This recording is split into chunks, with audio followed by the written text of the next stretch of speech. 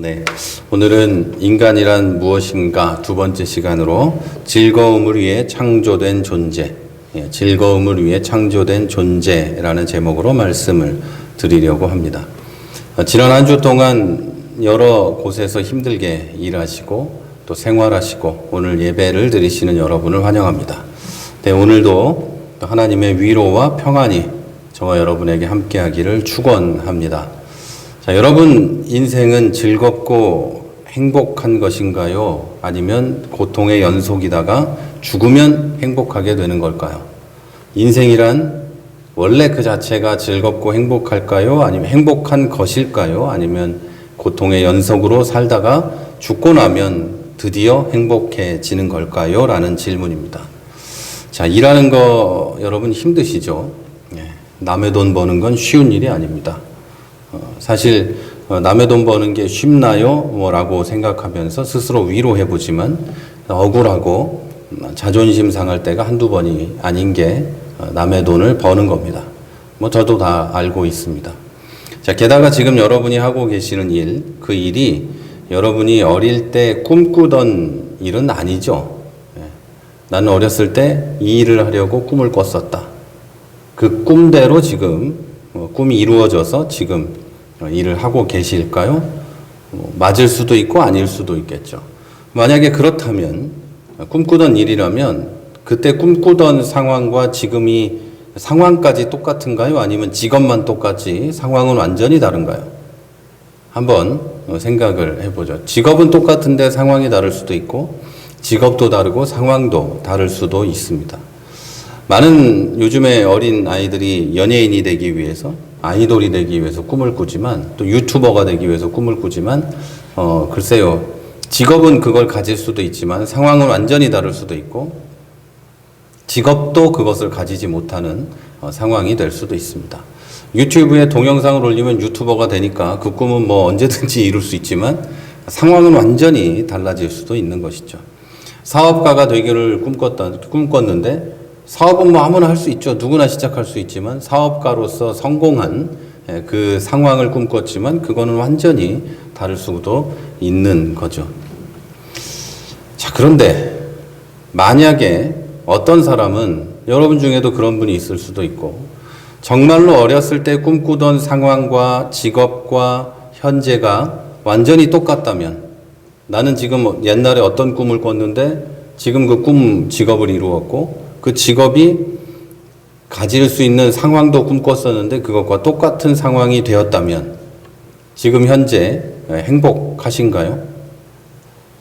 어떤 사람은 그 꿈을 다 이루었을 수도 있지만 그 꿈이 행복한지 아닌지의 문제는 글쎄요, 그건 개인이 느끼는 것에 따라 달라질 수도 있고 상황에 따라 달라질 수도 있고 여러 개가 있겠죠.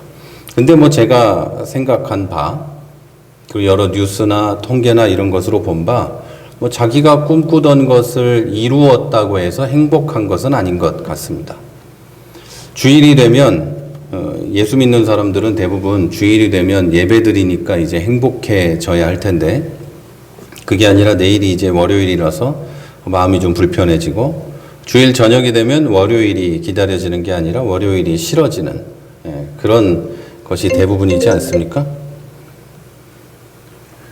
주여, 지금 왜 전화가 오는지 모르겠네요. 소리를 다 죄송합니다. 다시 말씀드릴게요. 주일이 되면 예배드리니까 이 주일날 아침에 우리 기독교인들은 오늘 예배드리는 날이니까 막 행복한가요? 아니면 내일이 월요일이라서 마음이 힘들어지나요? 아니면 주일 저녁이 되면 내일이 월요일이니까 나의 이 행복한 꿈을 이룬 직업을 가지고 열심히 일할 수 있구나라고 행복한가요? 아니면 월요일이 내일이기 때문에 주일 아침부터 저녁까지 짜증이 나게 되는 건가요? 자, 여름이 다 갔는데 좋은 곳에 가서 쉬고 싶지만 바쁘고 또 건강이 허락하지 않아서 또 돈이 없어서 또 가지 못하는 사람들도 많이 있습니다. 요즘엔 또 코로나19 때문에 휴가도 못 가고 계속해서 힘들게 그렇게 살아가고 있죠. 제 뒤를 돌아보면 정말 열심히 살았던 것 같고 열심히 일했던 것 같은데 남아있는 건 별로 없고 내 사랑하는 사람들에게 마음껏 주지 못하며 살고 있지는 않으십니까? 젊은 사람들은 스펙의 전쟁터에 살고 있습니다. 스펙을 쌓기 위해서 부단한 노력들을 합니다. 자, 그런데 스펙을 쌓는 것보다 더 두려운 것은 불안한 내일입니다. 내일이 없고 내일이 불안하고 내일 어떤 일이 일어날지, 내일 내가 살아있을지 먹고 살 수 있을지 이런 것에 대해서 불안해하면서 살아가죠. 그렇기 때문에 뭔가 해보려고 발버둥치고 뭔가 뭐든지 해보려고 노력을 하지만 그래봐야 나는 그 자리에 있고 그래서 실패한 것 같고 불행한 것 같고 불행할 것 같고 내가 뭐 하나 싶고 그렇게 젊은 사람들은 삶을 보내고 있습니다. 그래서 직업도 없고 결혼은 생각도 못하고 당연히 모든 것을 포기한 그런 세대라고 자기들은 생각하고 있죠. 자, 하지만 여러분, 하나님께서는 인간 모두를 행복하고 즐겁게 살도록 창조하셨다는 것을 믿으시기를 바랍니다. 자, 오늘은 그 인간이란 무엇인가 두 번째 말씀입니다. 남자들이 모여서 가장 많이 하는 얘기는 군대 얘기입니다. 목사들이 모여도 그냥 평범한 목회 이야기, 사는 얘기를 하다가 결국은 시간이 좀 흐르면 군대 얘기를 합니다. 군대 얘기를 누가 먼저 꺼내는 것도 아닌데 아주 자연스럽게 군대 얘기로 넘어갑니다. 저도 안 그럴 것 같았는데 똑같고 누구나 다 군대를 갔다 온 사람은 똑같습니다. 군대 안 갔다 온 사람은 남자들 사이에서 대화를 하는 게 많이 어렵습니다. 그런데 저는 군대 얘기를 하면서 슬퍼서 우는 남자를 한 번도 본 적이 없습니다. 대부분 그 어떤 대화에도 끼지 못하고 가만히 앉아 있다가 군대 얘기가 시작되면 눈을 반짝반짝 거리면서 그 이야기에 뛰어듭니다. 행복한 얼굴로, 기쁜 얼굴로 군대 얘기에 뛰어든다는 거죠. 자, 그런데 솔직히 말해서 군대 시절은 그렇게 즐거운 시절이 아닙니다. 남자들이 즐겁고 행복하게 얘기한다고 해서 군대가 재밌는 건 절대 아닙니다. 사실 군대는 입대 전부터 전역하는 날까지 그리고 지금까지도 아무리 많은 돈을 줘도 다시는 가고 싶지 않은 곳입니다. 남자들끼리 하는 얘기가 있어요. 1억을 주면 다시 갈래, 10억을 주면 다시 갈래, 20억을 주면 갈래. 안 갑니다. 대부분은 절대 안 갑니다. 그런데도 그때의 이야기는 남자들을 행복하게 해줍니다. 가만히 생각해 보면 군대에 있던 당시에도 그렇게 싫은 일만 있었던 것도 아닙니다. 그 안에서 나름대로의 기쁨과 행복이 있었기 때문이죠. 자, 군대와 비슷하게 아이를 키우는 여자분들이 모이면 하는 얘기가 있습니다. 남자들은 모르는 얘기, 그리고 여자들이 군대 얘기를 싫어하는 것과 같이 전혀 다르게 별로 그렇게 알지 못하기 때문에 듣고 싶지 않은 이야기, 그런 얘기죠. 그게 뭐냐면 군대하고도 비교할 수 없겠지만 출산, 아기 낳는 얘기입니다. 특히 진통 몇 시간에 대한 얘기죠. 내가 몇 시간을 진통하다가 아기를 낳았다. 내가 몇 시간을 했다, 12시간을 했다, 열몇 시간을 했다, 이런 얘기를 계속 하죠. 시간이 길면 길수록 할 얘기가 많이 있더라고요. 또 수술로 나으신 분들은 수술 후의 고통에 대해서 또 길게 이야기합니다. 그런데 여러분, 이거를 무용담처럼 아주 행복하게 이야기를 하고 있지만 그 얘기를 아이를 낳으실 때 우리 어머님들 생각해 보면 그렇게 좋으셨습니까? 진통의 시간이 그렇게 행복한 것도 아니었죠. 힘들고 어렵고 고통스러웠을 텐데 그 고통이 견딜 수 없는 정도라서 주사 맞고 막 수술도 해야 되고 그런 고통이죠. 하지만 그 고통이 지나면 행복이 곧바로 찾아오는 그런 고통이죠. 그것도 인생이 느낄 수 있는 가장 큰 행복이죠. 우리 아이들 말입니다. 자, 우리 인생의 뒤를 돌아보면 아이를 낳는 것이나 군대 같은 거나 정말 어려운 일이지만 이렇게 행복이 되는 일이 있습니다. 그 자체를 떠올리면서 행복해지고 그 있었던 일들을 생각하면서 행복하고 기쁨을 느끼는 그런 일들이 있습니다. 정말 어려운 일들이었지만 그 자체가 행복이 되는 거죠. 여러분, 인생은 보기에 따라 많이 달라집니다.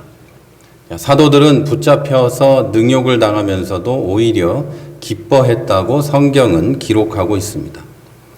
자, 사도들은 그 이름을 위하여 능욕을 받는 일에 합당한 자로 여기심을 기뻐하면서라고 사도행전 5장 41절은 기록하고 있습니다. 최초의 사람이었던 아담과 하와는 행복하고 즐겁게 살도록 지음을 받은 사람들이었습니다. 본문 8절 9절에는 이렇게 써 있습니다. 제가 이 본문에 기록해 놓지는 않았지만 원래 좀 길어가지고 빼놨는데요. 8절 9절은 이렇게 써 있습니다. 하나님이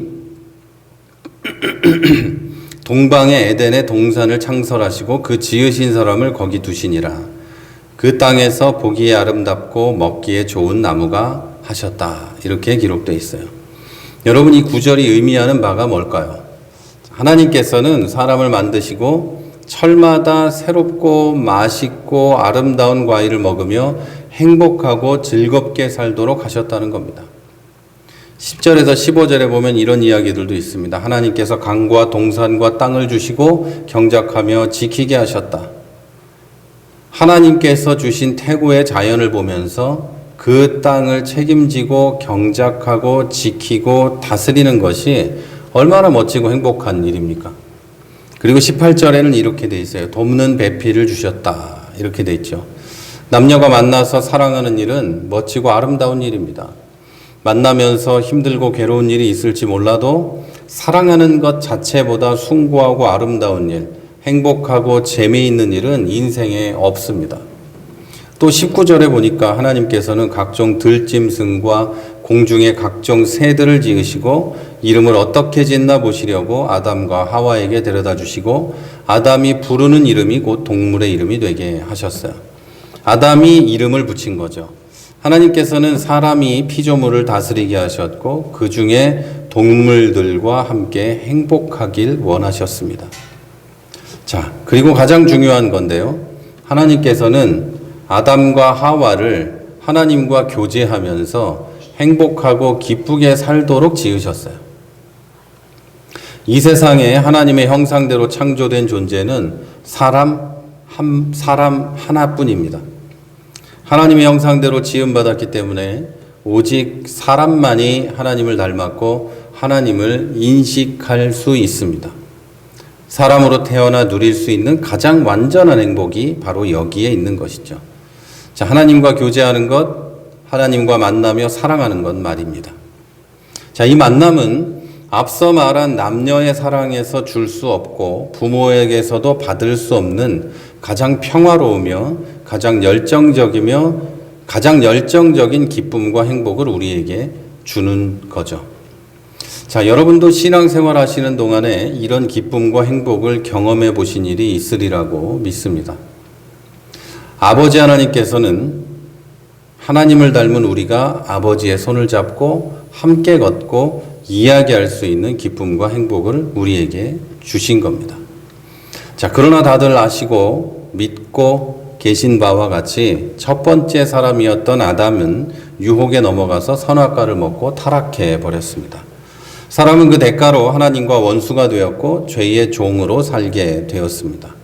이 부분에 대해서 제가 지난 우리 인카운터 시간에 말씀을 드렸는데요. 많은 사람들이 이 원죄에 대해서 아담이 선악과를 먹었는데 왜 우리가 그 죄를 같이 지고 있는가에 대해서 많이 혼란스러워합니다. 오해하고 있고 옛날부터 잘못 배운 것을 그대로 아직도 믿고 있는 경우도 많이 있는데요. 아담이 인류의 대표로 하나님과 약속을 했기 때문에 하나님과의 약속을 아담이 깨버려서 그게 우리한테까지 영향을 미치고 있는 겁니다. 그 이후로 하나님은 인간에게 따로 이렇게 약속을 주지 않았으니까요. 그 이후로 준 게 아담과의 언약이, 아브라함과의 언약이 있고, 그리고 예수님을 우리에게 보내시면서 믿는 자에게 구원을 주시겠다고 하신 약속이 있는 겁니다. 그러니까 여러분, 예를 들어서 우리나라의 대표는 우리가 선출한 대통령이죠. 대통령이 어느 나라와의 약속을 했는데 그 나라와의 약속을 일방적으로 그 양반이 깨면 우리는 그 영향을 받게 되는 겁니다. 우리가 가서 그 나라와 따로 약속을 할 방법이 없는 거예요. 우리가 미국의 대통령을 개인적으로 가서 만날 수 있는 건 아니니까요. 우리나라의 대통령이 가서 그 미국 대통령과 사인을 하고 돌아오면 조약이 이제 시작이 되는 거고, 그 조약을 만약에 우리나라의 높은 사람들이 누가 어기면 그 조약은 깨지게 되는 거고, 우리나라 사람, 미국 사람, 뭐 양쪽 다 그 영향을 받게 되는 거죠. 이게 이 아담과 하나님 그리고 우리 이런 것과 비슷한 이야기입니다. 그런 식으로 이해를 해야 하는 거죠. 언약설이라고 합니다. 하나님과 아담이 언약을 했고, 물론 아담에게는 언약에 사인할 권리는 없었어요. 하나님이 그렇게 할게 라고 했고, 그것을 아담이 어겼고, 그 영향이 우리에게까지 오고 있는 거예요.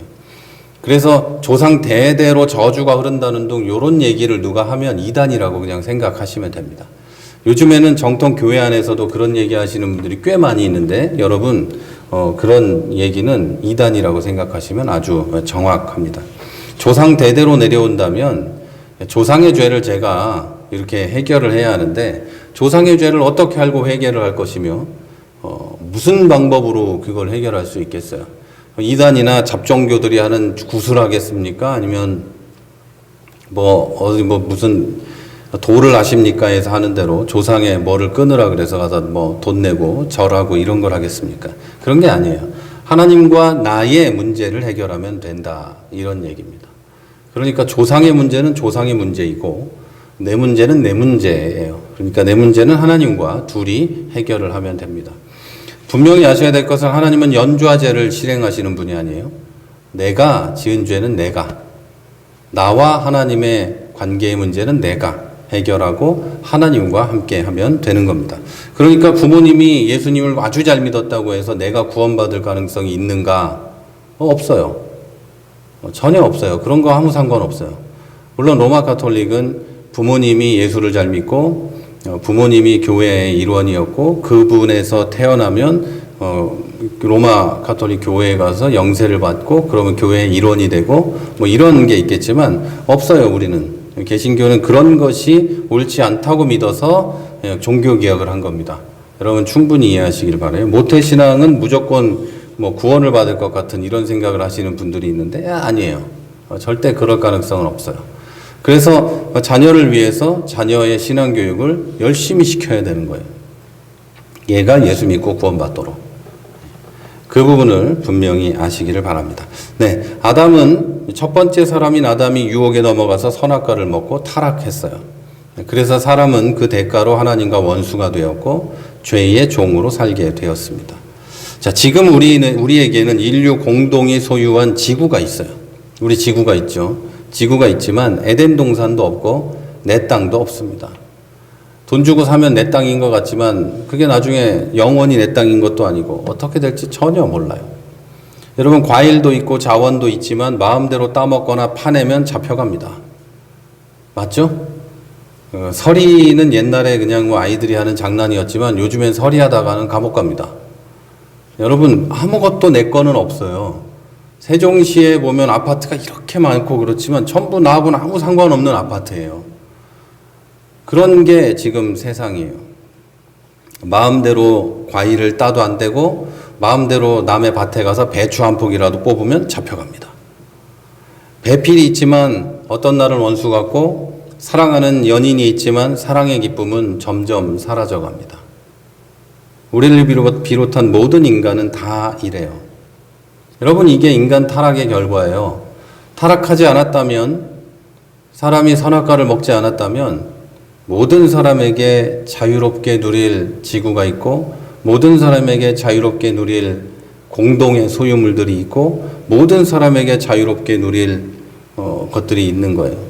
동물들이 두려워서 피할 필요가 없고, 곤충이 무섭다고 도망갈 일이 없는 거고, 사자가 무섭다고 우리 안에 가둬놓을 필요도 전혀 없는 거예요. 그리고 배필이 있으면, 남녀가 배필이 되면 이 배필은 서로 사랑하면서 영원히 살 것이고, 이렇게 되어야 하는 건데, 지금 어디 세상에 그렇습니까? 전혀 안 그렇죠. 그런 모든 것들이 우리에게 고통이 된 것은 인간이 타락했기 때문이에요. 모든 인간은 다 이렇게 살아가야만 합니다. 자, 그런데 한 가지, 택함을 입고 예수를 믿게 된 우리는 가진 게 있습니다. 우리만 가지고 있는 게 있어요. 바로 이런 척박하고 어려운 세상에 살지만 완전한 행복을 누릴 수 있는 유일한 길인 아버지 하나님의 손을 잡고 걷는 것이죠. 에덴 동산에서 아담과 하와는 하나님과 손을 잡고 거기서 교제하며 살았죠. 그것을 완전히 잃어버렸고 했지만 지금 우리는, 예수 믿는 우리는 그걸 회복했어요. 우리는 지구 전체가 내 것도 아니고 남의 집 과일을 따먹으면 감옥에 갈 수도 있고 남의 집에 아파트에 내 거라고 들어가면 나는 감옥에 갈 수도 있고 남의 땅에 집을 지으면 나는 감옥에 갈 수도 있지만 우린 하나님이 있어요. 아버지 하나님의 손을 잡고 걸어갈 수 있는 그 유일한 행복의 원천을 가지고 있다는 겁니다. 오직 우리들만 이 기쁨을 누릴 수 있어요. 자, 여러분, 성경은 믿는 우리들에게 이렇게 말합니다. 항상 기뻐하라, 이렇게 얘기해요. 하나님이 우리에게 계시니 항상 기뻐하라, 이런 뜻이에요. 그리고 이런 얘기도 합니다. 주 안에서 항상 기뻐하라. 주님이 계시니 항상 기뻐하라, 이런 얘기입니다. 자, 사랑하는 여러분, 우리는 하나님께서 불행하라고 만드신 존재들이 아닙니다. 원래 행복하라고, 평안하라고, 기쁨을 누리라고 만드셨고 하나님이 창조해 놓은 이 온 우주와 온 세상에서 항상 행복하고 기쁘라고 창조하셨다는 거예요. 비록 아담의 타락으로 우리는 불행해져 버렸지만 그 불행의 인간이 불행이라는 것이 인간의 운명으로 정해져 있지만 예수 그리스도를 우리에게 보내주심으로 다시 회복시켜 주시고 하나님과 평안하고 행복할 수 있게 해주신 것도 사실이라는 것을 믿으시기를 바랍니다.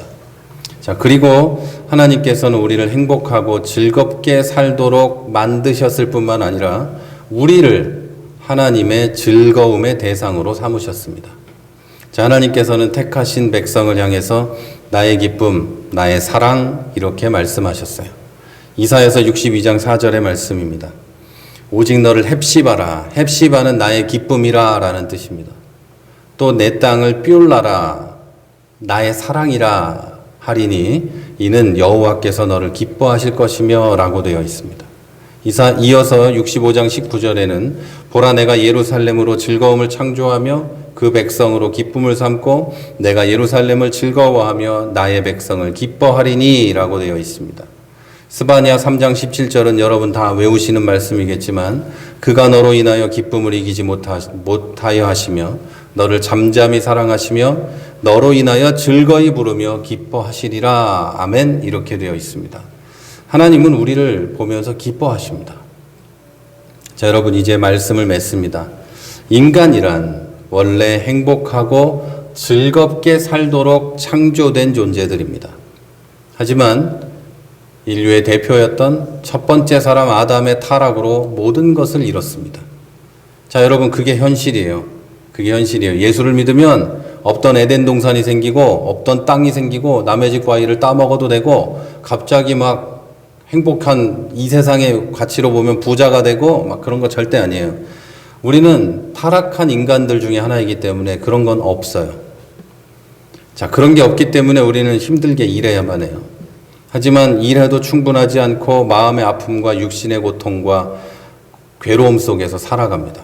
미래에 대한 두려움이 있고 사랑을 해도 아픔만 남겨져 있습니다. 그러나 하나님께서 택하신 우리 그리스도인에게는 하나님과 함께 걸어가는 가장 크고 놀라운 행복이 있어요.